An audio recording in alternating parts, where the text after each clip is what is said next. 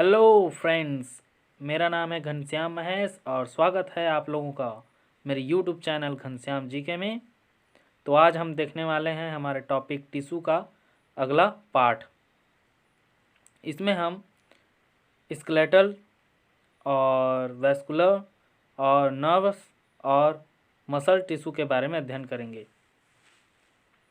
तो सबसे पहले कनेक्टिव टिश्यू, ये संयोजी ऊतक। प्रॉपर कनेक्टिव टिश्यू जिसे हम देख चुके हैं। आज हम पढ़ेंगे स्केलेटल टिश्यू और वैस्कुलर टिश्यू के बारे में। तो आइए दोस्तों, इनका हम एक एक करके अध्ययन करेंगे। तो सबसे पहले इन दोनों का विभाजन देख लें। स्केलेटल टिश्यू जो है, जिसे कंकाली ऊतक कहते हैं, इसे दो भागों में अध्ययन करेंगे। पहला है बोन, हड्डी, और कार्टिलेज।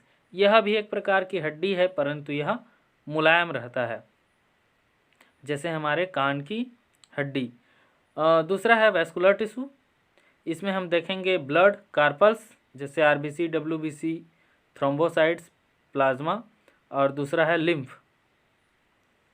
इन दोनों का अध्ययन हम वैस्कुलर टिश्यू के अंतर्गत करेंगे। तो आइए अब एक एक करके देखें। स्केलेटल टिश्यू, इसे दो भागों में विभक्त किया गया है। पहला है बोन और कार्टिलेज या उपास्थि। जैसे कि आप चित्र में देख ही रहे हैं, बोन जो संपूर्ण शरीर का ढांचा बनाता है। बोन हड्डी जो है वो ओसिन प्रोटीन का बना होता है, और बोन सेल्स जो है वो लेकुनी में पाई जाती है। स्तनधारी में अस्थियों में हैवर्सियन केनाल होता है, एक हॉलो या खोखला जगह। इसमें बोन मैरो होता है, और इसी बोन मैरो में आरबीसी, डब्ल्यूबीसी व प्लाज्मा बनते हैं।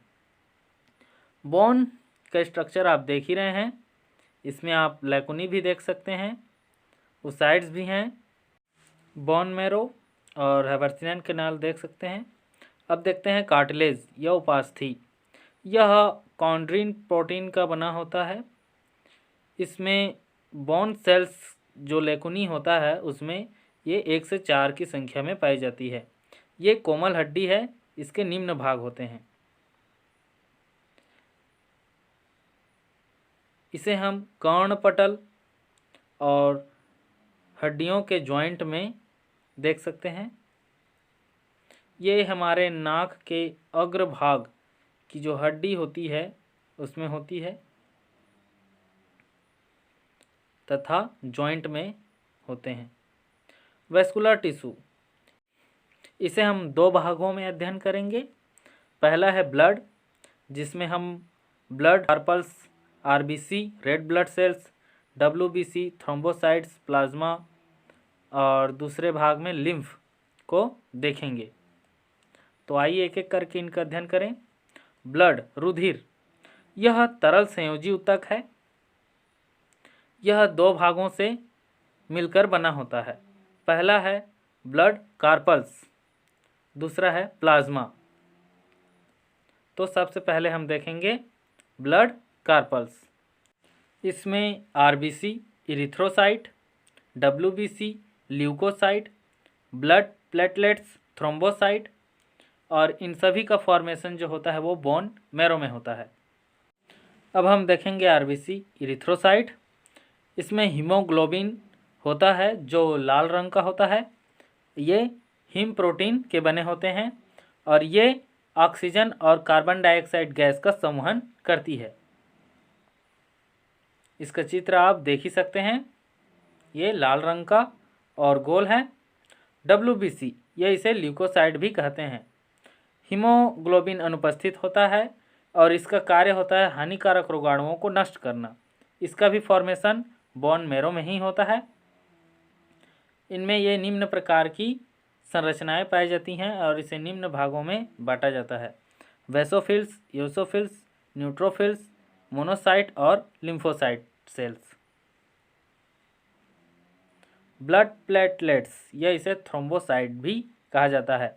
ये सेल रुधिर को थक्का जमाने में मदद करती हैं। ये आप देख ही सकते हैं प्लेटलेट्स को।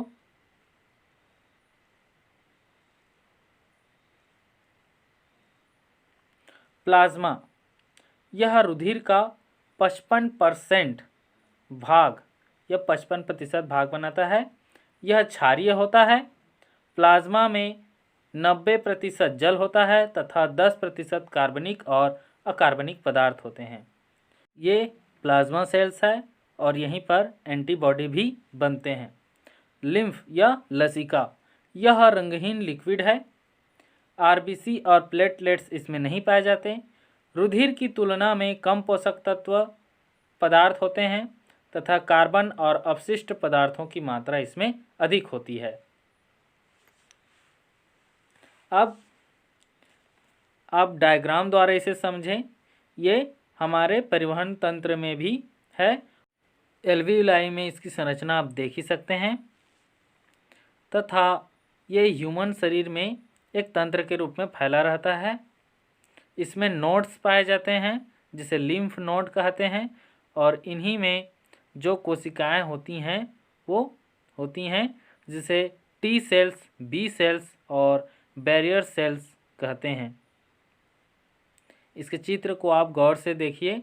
इसमें कोशिकाएं आपको अच्छी तरीके से दिखाई जा रही हैं। अब हम देखेंगे मसल टिश्यू या पेशीय ऊतक। शरीर में होने वाली जितनी भी गतिविधियां या हलचल हैं इसी के कार्य के वजह से होती हैं। ये 3 प्रकार की होती हैं, आप देख ही सकते हैं। मसल टिश्यू का जो प्रकार है उसे 3 भागों में विभक्त किया गया है। स्केलेटल मसल, रेखित पेशी, स्मूथ मसल्स, अरेखित पेशी और कार्डियक मसल्स, हृदय पेशी। अब इनका अध्ययन हम एक एक करके करेंगे। पहले है स्केलेटल मसल्स। ये कंकालीय या ऐच्छिक पेशी भी कहलाते हैं। ये हमारे शरीर के हाथ, पैर, आँख की पलक, पूंछ जानवरों में ये पाई जाती हैं। स्केलेटल मसल्स को चित्र द्वारा आप देख सकते हैं। इसकी कोशिकाएं किस प्रकार से हैं। स्मूथ मसल्स, यह इसे अनैच्छिक पेशी भी कहते हैं। अनैच्छिक पेशी का मतलब है हमारे इच्छा के, जिसमें हमारी इच्छा नहीं चलती, जिस पर हमारा वश नहीं होता और ये हमारे अंग आहार नाल, मूत्राशय, यूरिनरी और श्वास नली में होती है।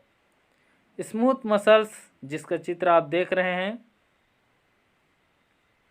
ये स्मूथ प्रकार के होते हैं।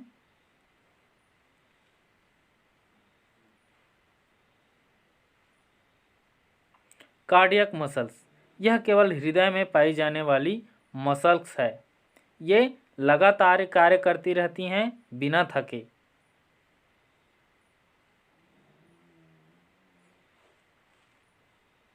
और ये सिर्फ हृदय में ही होती हैं। इस प्रकार की मसल्स कोशिकाओं में माइटोकॉन्ड्रिया की मात्रा ज़्यादा होती है।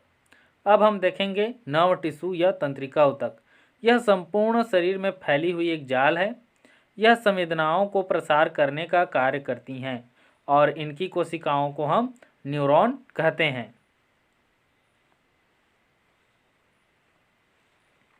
अब हम देखेंगे कि ये कोशिकाएं होती कैसे हैं। पहले भी हमने कोशिका वाले चैप्टर में इसे देखा है।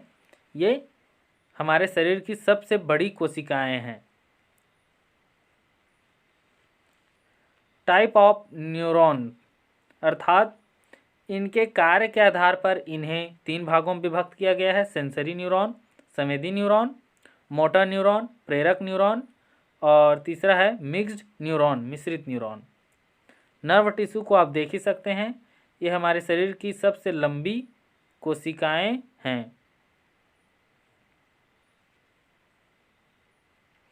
सेंसरी न्यूरॉन, ये संवेदनाओं को अंग से मेरुरज्जु तथा मस्तिष्क तक लाने का कार्य करती हैं।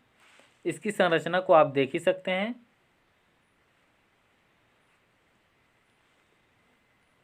मोटर न्यूरॉन, ये मस्तिष्क से संवेदना को अंग तक लाने का कार्य करती हैं, इसलिए इन्हें मोटर न्यूरॉन कहा जाता है।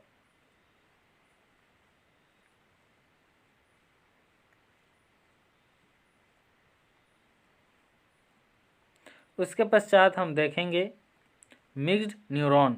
ये न्यूरॉन संवेदी तथा चालक दोनों की भांति कार्य करती हैं, अर्थात ये संवेदना को अंग से मस्तिष्क तक ले जाने तथा मस्तिष्क से आदेश को अंगों तक लाने का कार्य करती हैं। आकार के आधार पर इन्हें 4 भागों में विभक्त किया गया है, जिसे हम तंत्रिका तंत्र वाले अध्याय में अध्ययन करेंगे। पसंद आए तो मेरे वीडियो को लाइक, शेयर और सब्सक्राइब करना ना भूलें दोस्तों, और कुछ भी पूछना हो तो आप मुझे कमेंट कर सकते हैं। धन्यवाद दोस्तों।